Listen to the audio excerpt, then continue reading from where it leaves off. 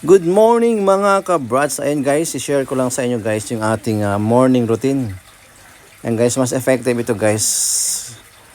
After you wake up in the morning, empty stomach. Ayan, before 2 hours your breakfast.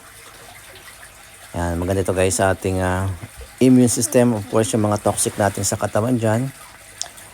Yan ang ating benefits. And of course guys, napakaganda nito guys kung yung mga belly fat natin, malakas din ito makaburn ng fat.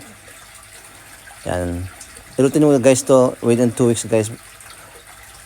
Ma-feel mo yung energy mo guys.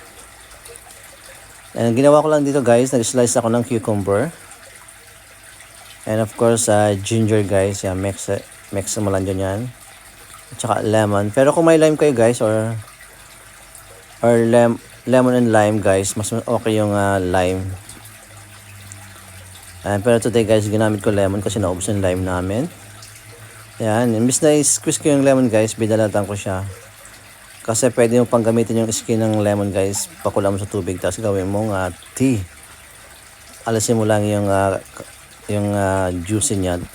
Saka mo lang mix up pagkatapos mo i-boil yung skin ng lemon.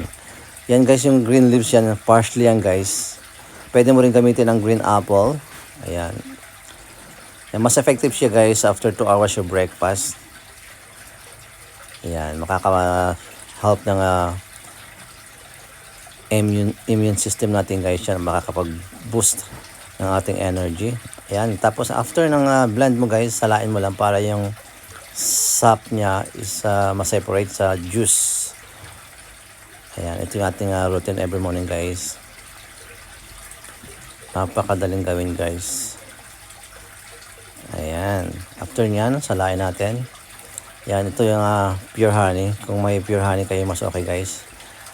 Additional mo lang ng 1 teaspoon of honey. Ayan. Tapos, lagay mo lang dyan guys. Ang laki nga may tutulong guys. Especially kung kayo hardworking. Ma-feel mo yung boost ng yung energy guys.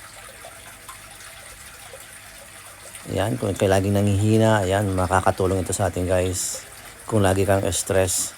Ayan, thank you so much guys.